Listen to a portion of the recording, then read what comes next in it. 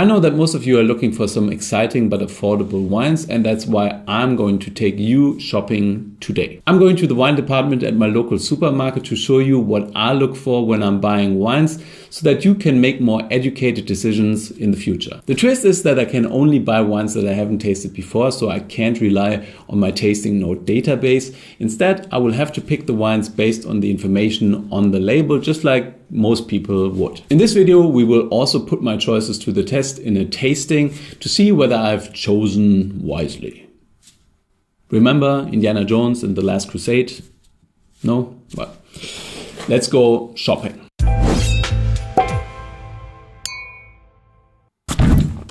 Let's taste. For all the wines, I've stayed below the $30 mark to make sure that they are affordable, and I think most of them are widely available. I'm going to add all of the wine searcher links below the video in the description, so you can check whether the wine is available in your market and what the actual price is in your country. But now let's start with the first one, which is the Birgit Eichinger Strass Grüner Veltliner 2022. I don't know this producer, but what I liked about this wine was that at the supermarket they had a top-end wine that was retailing for around about 30 euros, and this wine which was less than half that price. So oftentimes producers who make a high-end wine also have a more entry-level wine.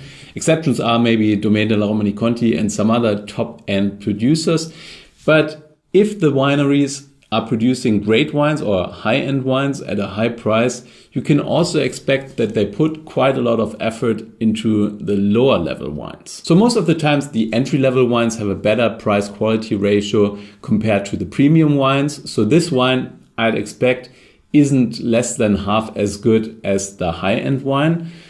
It's maybe a few points less good. Hopefully. Let's see. Let's taste it. Another reason why I picked this wine is that Grüner Veltliner, the grape variety used here from Austria, especially from Wachau or Kamptal, which is the region in this case, tends to be really good. It's a bit like Riesling here in Germany, as in that Grüner Veltliner from Austria is amongst the best wines from the country, but the prices don't necessarily reflect that. The alcohol is 12%, which is something I appreciate. At this level, I want something fresh and lively and not a big fat Grüner Veltliner. It's a screw top wine, which is not necessarily, well, indicating much, except for that the risk that this wine is corked is very, very low. But you never know. There have been cases where wine bottled on a screw cap was corked because it was corked at the winery, but this happens very rarely. So let's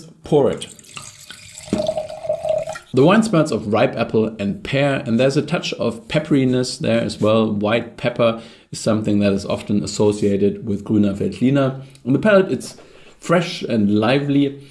It lacks a little bit of body, but apart from that, this is pretty much exactly what I was expecting. So I'm going to say that I've chosen wisely.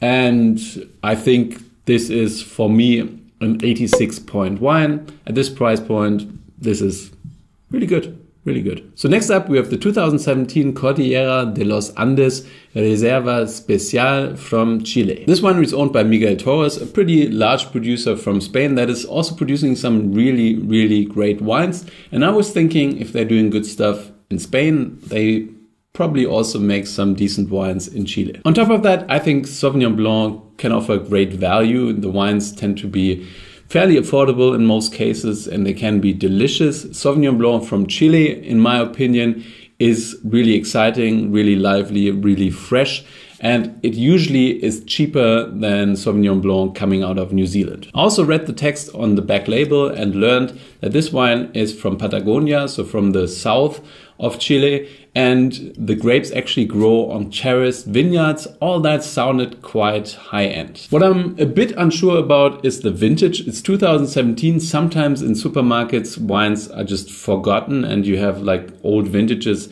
hanging around that aren't great anymore.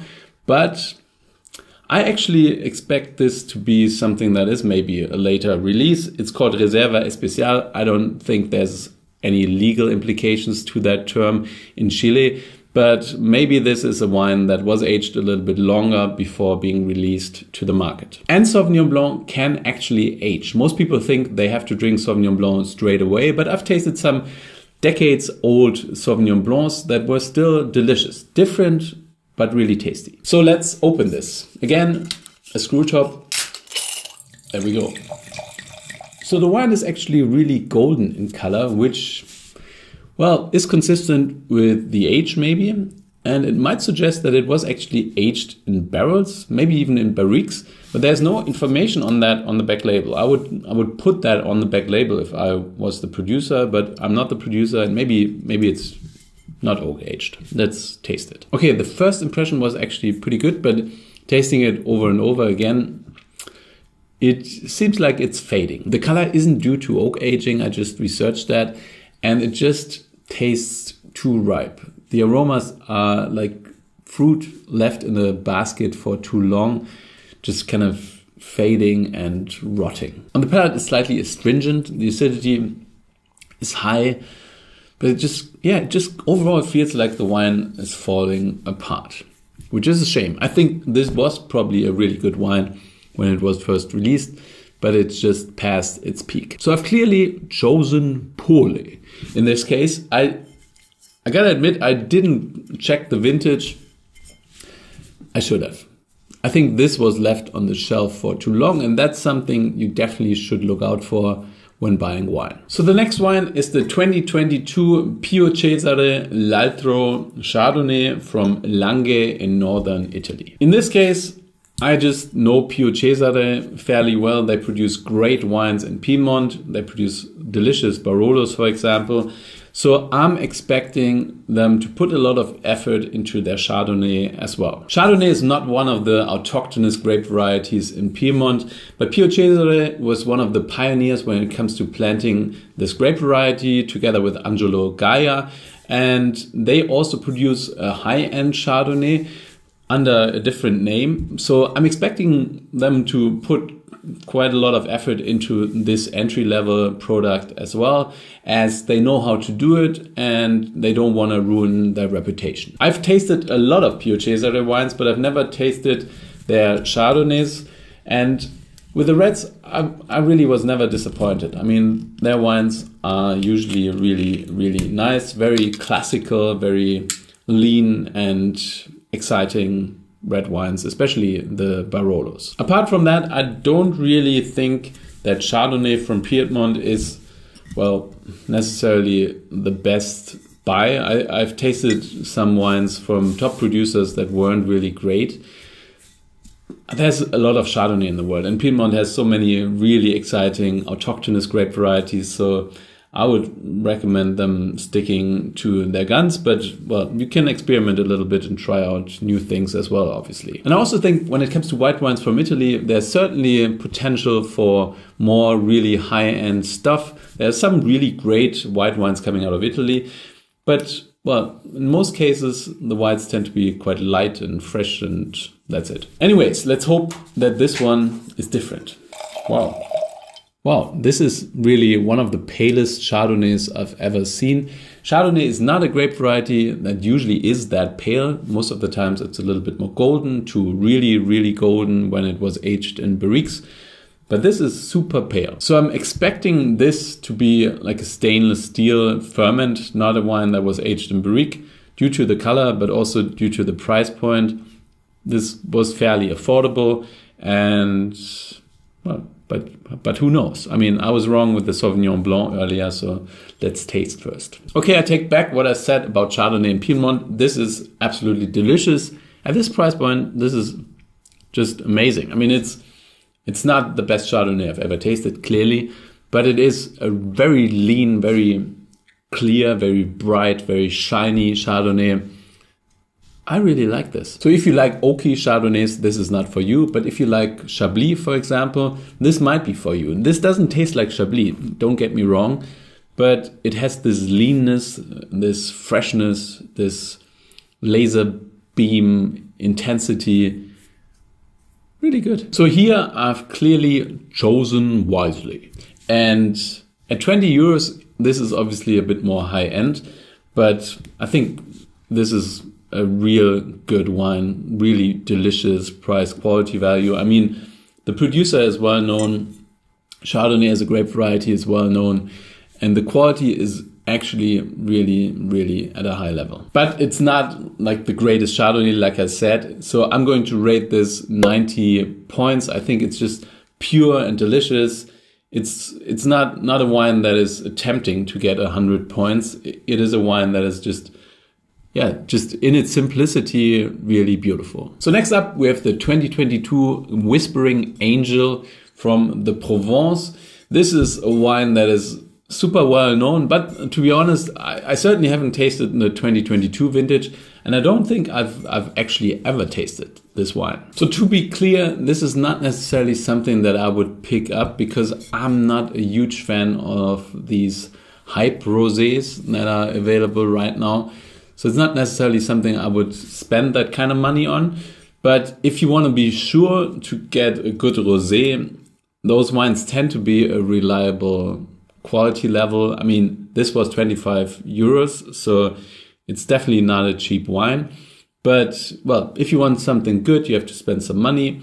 And if you want to be sure that it's decent, then, well, you can go with one of those big brands. That said, I'd always be a little bit more experimental. I just didn't see, well, anything exciting from the rosé category at that supermarket. I think there are some delicious rosés in the market, and there's also a pretty decent quality level at lower price points if you know what you're picking. But yeah, sometimes you just go with a big brand. They have the most to lose, right? So this better be good. I trusted you, Whispering Angel, so don't let me down. Ooh. All right, let's see. So when it comes to this type of rosé, I would always go for the most recent vintage. Those wines are usually not made to age. Some of them can last a few years, but they're not necessarily getting better. So this smells of oranges, grapefruit. It's very pure, very fruit-driven, quite fresh and lively. On the palate, it's juicy. It lacks a little bit of acidity, in my opinion, and, well, I'm underwhelmed. In the Eclat Valley, angels whisper, if you drink this wine, you might hear them. If you visit us, you might see them. Well, I can't hear them. So I'm not saying that this is not a good wine. I think it's good, but yeah, I was actually expecting a little bit more. I shouldn't have maybe, but I was expecting a little bit more. At this price point, this is definitely a quality level that you can get from a wine half the price or even less. Yeah, I think it's good branding. The name is nice, I guess. But this is, for me, this is an 87-point wine. I think this kind of quality you can definitely get for 10 euros, maybe a little bit more than that. But I mean, this is a decent rosé, but nothing more than that. So I definitely chose poorly. So I was maybe wrong when it comes to picking the brand. But when you're standing in front of a supermarket shelf, usually you don't have anyone that is able to recommend you anything. So you go with something you know. That something might be a region, it might be a wine style, or it might be a producer. And in this case, yeah, I mean, it's not a bad wine, like I said. So let's move on. Whoopala. Let's move on to the reds. This is the 2021 False Bay Syrah Old School. I don't know this producer, but it says on the label it's an old school Syrah from coastal vineyards, sustainably farmed, wild ferment, and cask aged. So that sounded pretty good to me. I think Syrah is undervalued compared to Cabernet Sauvignon, Pinot Noir, and Nebbiolo, for example. Some of the best Syrahs are still fairly affordable. On top of that, I really like wines from coastal vineyards because they tend to be a little crisper, a little fresher because of the influence of the ocean. Sustainably farmed, that's just a concept that I can get behind. Wild ferment usually brings out a little bit of funkiness, which is something I like. And cask aged, I mean, that doesn't mean all that much to me, but yeah, I got high hopes for this. South Africa is producing really great wines. You all know that it's not my area of expertise, but I think this wine has potential. I'm expecting good things here. And it was actually less than 10 euros at my supermarket. So if this is delicious, I'll buy a few cases. Another screw cap. So this is medium dark in color. It's kind of ruby, not very concentrated, which might suggest that this is actually not a very concentrated wine at that price point. I wouldn't expect like the densest and richest Syrah. It actually has a really pretty flavor profile. It smells of cherries. There's pepperiness, black pepper in this case, which is typical for Syrah. There's a bit of blackberry notes as well. I don't feel the cask aging here. I don't think there's a lot of new oak involved. There's a little bit of spice, but that is more due to the fruit in my opinion. But it's really, really nice. Very typical Syrah. On the palate, it's juicy. The tannins are present. They're grippy. There's good balance there. I think overall, this is actually really good. At that price point, it lacks concentration, that's for sure, but it makes up for it due to the character and the typicity and the slight funkiness. I think this is pretty good. I'm going to rate this 88 points. And at that price point, I've chosen wisely. So next we have the 2021 Marcel Martin Chinon Les Bernieres. And I basically just chose this wine because I like Chinon. You need to know a little bit more about wine in order to find those regions that produce affordable wines that is quite delicious. But Chinon is definitely one of those places. They focus on Cabernet Franc, a grape variety that is becoming more and more important in the wine world because it produces great wines. And well, the wines are just affordable. Usually even the best Chinons retail for less than $30 US. And this one was less than 10 euros. I don't know anything else about this wine. And what I don't like is the fact that this is sealed under plastic cork.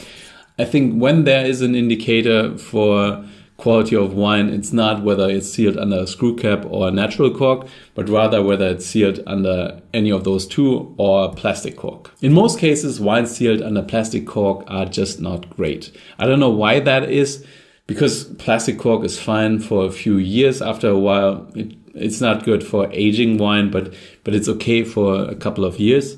But I just think it's a question of philosophy. In most cases, people pick a plastic cork as it is a cheap option, and they don't have the balls to put the wine under a screw cap because some consumers don't like that. So they just go for this option. Plastic corks are kind of in between, and they suggest that the producer doesn't focus on quality. Not that there are not great producers putting their wine under plastic corks, but that's just the rule of thumb. But let's see. I mean, give the wine a chance, you know. Look at this. It's a short plastic cork. Well, what I really like about Chinon is that the wines tend to be bright and fruit driven. They are usually low in alcohol. They are fresh. They have some tannins there as well. They're just really delicious red wines, light and lively reds. This one actually has quite a lot of that berry fruit character. There's a little bit of red currant, black currant flavors coming through. It's really fruity and juicy. On the palate, it just lacks substance. It's lively. The acidity is fairly high. The tannins are almost not present. I think this is a red wine for people who don't necessarily like red wines. It is really fruity and juicy and round. Yeah, it doesn't give you that tannic taste in your mouth, which some people just don't like. But yeah, it's just not a very good wine. So I'm going to rate this 82 points. I think it's good, but not very good. At that price point, I'm not really sure. Did I choose wisely or poorly? I guess I chose decently. Is that a word? Well, it now is. Last but not least, we have the 2019 Bodegas Roda Sela from Rioja. You know, I often get flagged for not talking enough about Spanish wines. And I agree, I really like those wines though. It's not because I don't like them. It's just, I don't know. I don't know why. I think when it comes to quality value ratio, Spain is one of the best places to shop wines. Wines tend to be really affordable. Even the best wines tend to be really affordable. And oftentimes they can be really, really good. I sometimes don't even know how they are able to produce aged, beautiful wines at less than 20 euros. This one was actually a little bit more expensive, but it's kind of the second wine from Bodegas Roda. They're producing a really high-end wine that was also available at the supermarket. And they're producing this, which is like a 25 euro wine roughly. So in that regard, I was following the same logic as with some of the other wines. Go for the lower price alternative from one estate. So sometimes the top wine is 10 times more expensive than the like entry-level version or the mid-level quality. And I'm expecting a lot from this. That's a much nicer cork. This is really good. It smells of black cherries. There's some chocolate and vanilla flavor coming through as well from the oak aging. It is really pure and pristine. On the palate, it's rich and intense. It has the right balance between the tannic grip and the good freshness. It's a delicious red. Yeah, I'm going to rate this 93 points. I think it's a really, really good Rioja. Quite classic in a way, but also really pure and pristine. And I think at that price point, it's a really, really good wine. I definitely chose wisely. No, that wasn't good. Chose wisely. Better. This was an interesting tasting. My favorites were clearly the pure Cesare Chardonnay and the Sela. Both really, really good wines. The price, quality, or the value winner was for me the False Bay Syrah. Really nice, quaffable red. But there were some other really good ones here as well. So what did we learn? Well, first of all, go for really high-end producers and pick their entry-level or mid-level wine. They offer the best value for money. Secondly, don't buy wines at the supermarket that might be past its peak, like the Sauvignon Blanc here. And don't fall for the big label kind of thing. And just experiment a little bit, especially when the stakes are low. I didn't know this wine. I'm not going to buy cases of it, but it is a pretty nice quaffable Syrah. So thank you for watching. I hope you enjoyed this video. My question of the day is, what is your advice when it comes to buying value wines at the supermarket? Let me know down below. I hope I see you guys again very soon. I'm going to go watch Indiana Jones and the Last Crusade now, and you stay thirsty.